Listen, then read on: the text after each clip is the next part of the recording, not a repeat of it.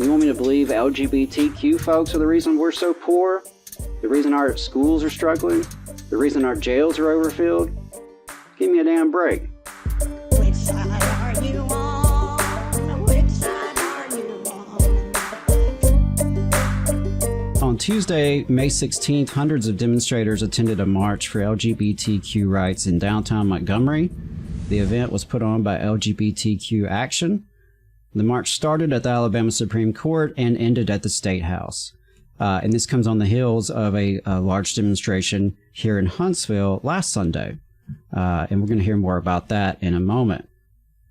So organizers put together the march because they said, quote, legislators are attacking our trans community in sports, education, training, public conversations and spaces, and now through drag bans as a means to criminalize gender expression. Organizers asked allies to attend the march, study the legislation, and reach out to their legislators. Organizers pointed to multiple bills before the Alabama legislature. HB 405, the so-called What is a Woman Act, which they said will erase trans, intersex, and non-binary identities.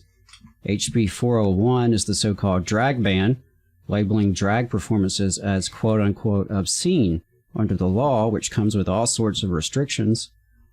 HB 354 is the so-called Don't Say Gay bill, which would prohibit any classroom instruction or even discussion related to gender identity or sexual orientation in public schools K through 8. HB 7, which I spoke about last week, is the so-called Divisive Concepts bill, which would prevent honest conversations about history, racism, bias, homophobia, and transphobia. HB 312 is another Divisive Concepts bill, which prohibits training and education at both the K-12 and higher ed levels and allows educators to be disciplined or terminated for discussing any so-called divisive topics. And then HB 261 is the anti-trans athlete bill, which applies to 2-year and 4-year colleges. So before I get into some details about the Divisive Concepts bill, Tahira, you were there. Give us a picture of the event.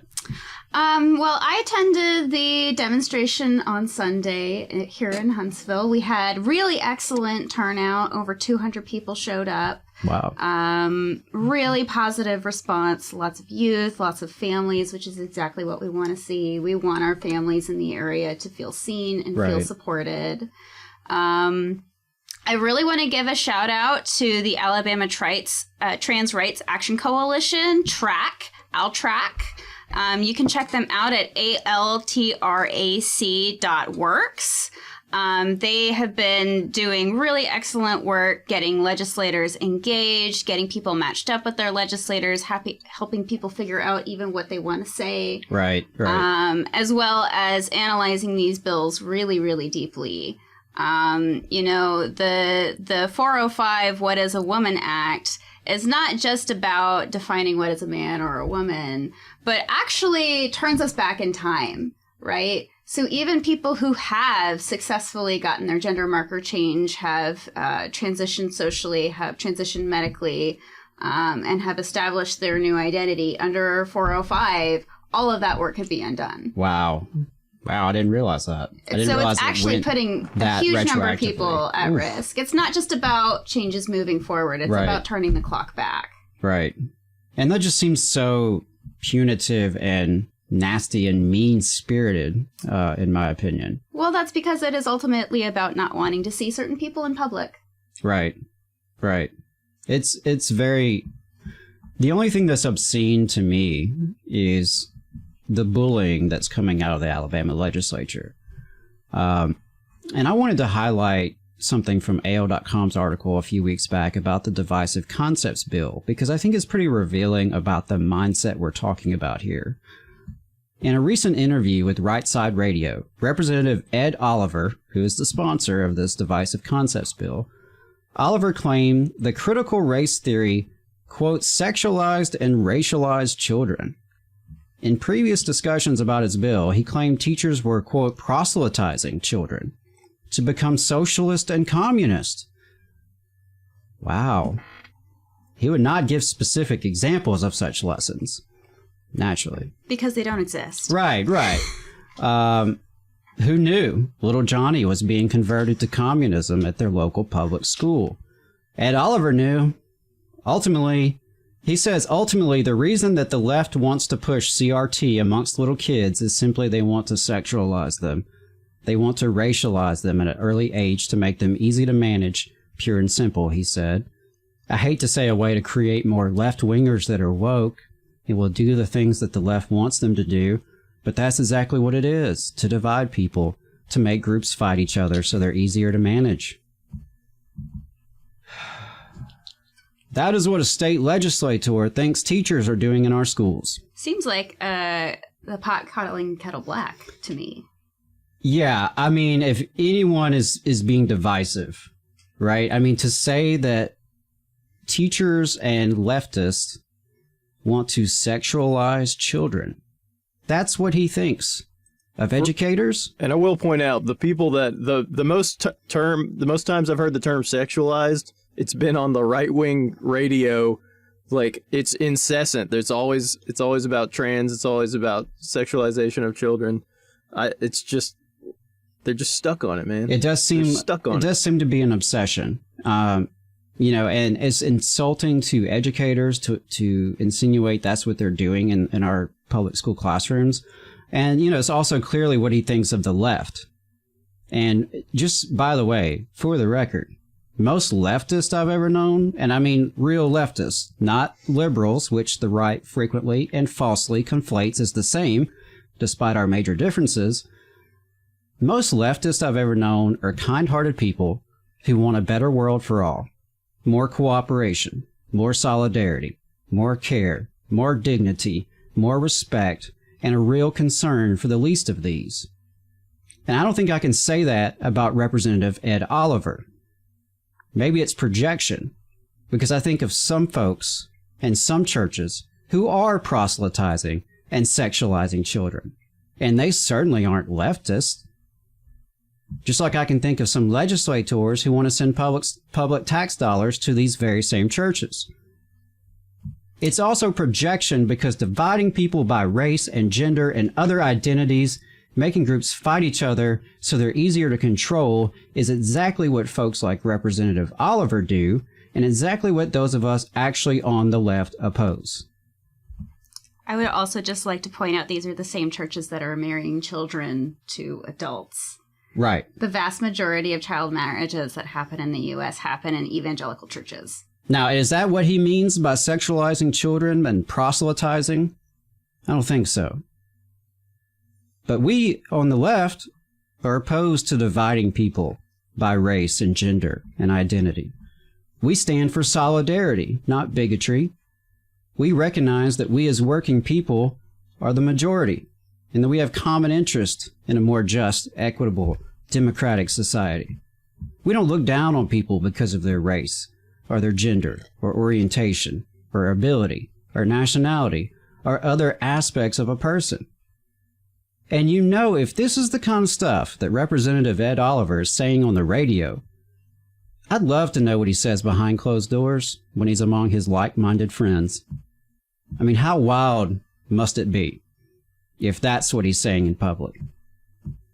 Yeah, we had a great YouTube comment from Jeb here, and what we're speaking about, he was saying, all things Adam just listed is about to cost North Alabama literally tens of thousands of jobs when the Space Force moves to Colorado instead of Huntsville, which has been cited from the administration, I believe, the anti-trans laws, bathroom bills, stuff like that.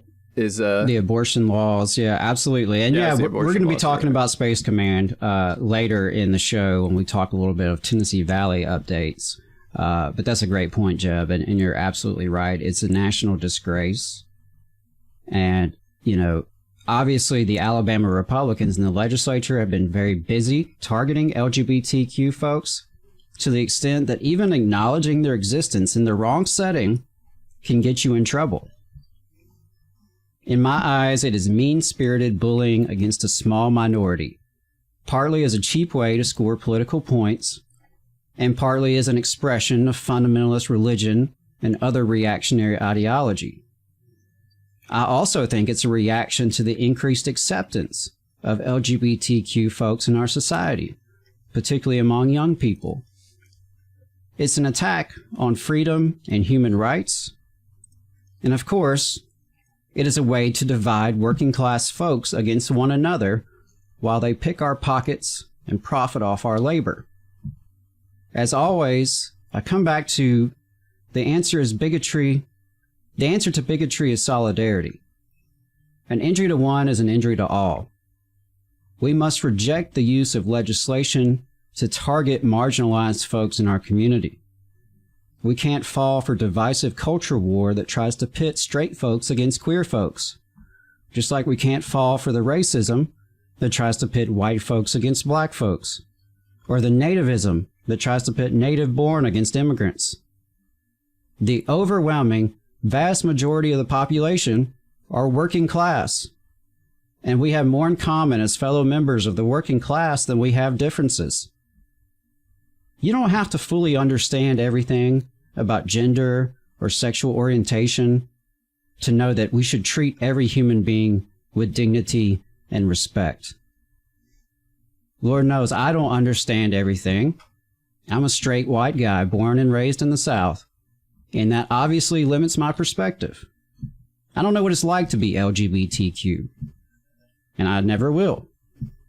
But I do have gay and trans loved ones, friends, co-workers, and comrades, and chances are, if you're listening, you do too. There's no need to fear or attack what you don't understand. Just let people live their lives. Be kind, and reflect on how our society treats the least of these among us. And there's a lot of time being spent on a tiny minority of our population, targeting them with these ads with these laws when we're, in the top 10 most deadliest place to work. Our education system is extremely low ranked. Like they could pretty much choose any kind of topic to advance Alabama, but they spend their time and energy and our money really on legislating a tiny minority of people and trying to tell teachers how to teach. They're not gonna. I don't see any of these senators or legislatures lining up for sub duty at a public school. Right. It's a hard job and it doesn't get paid near enough. And I don't think heaping arbitrary rules is going to end up helping our education system in the least bit myself. Right. I mean, instilling fear in educators, and that's what this is about, right? It's instilling fear about what you can and can't say, what you can and can't teach, for dare not offend certain conservative elements. And that's scary. I would also like to say it's about making queer and gender nonconforming people feel alienated and alone. Mm-hmm. It is making sure that kids who are coming up through the system never see anybody who is like them, never verbalize the feelings that they are struggling with inside of them, never see any representation, never know the possibilities that are out before them. Right. Right? It is about making sure that you stay in a box. Yeah. I mean, to the extent that, you're not even supposed to see yourself reflected in a book, as if that's somehow damaging to children. Never mind yourself. What about your family? Right. It's just mean-spirited to attack families like this, and some of the bills that are coming out in Alabama and across the country, really. Florida is doing some of the same stuff. It's obviously a concerted effort. And like you said, Ben, it's a priority that they have made. When Alabama ranks at or near the bottom on every single quality of life metric that you can measure, you name it, we're at or near the bottom. You want me to believe LGBTQ folks are the reason we're so poor? The reason our schools are struggling? The reason our jails are overfilled? Give me a damn break. You just saw a clip from the Valley Labor Report. We are live every Saturday morning from 9:30 a.m. till 12:30 p.m. And we pride ourselves on keeping all of our content free to everybody so that we can talk to as many working folks as possible. If you support the work that we're doing, you think that it's important, you think that it's good, then consider making a monthly contribution to the project, and you can do that on our website, tvlr.fm.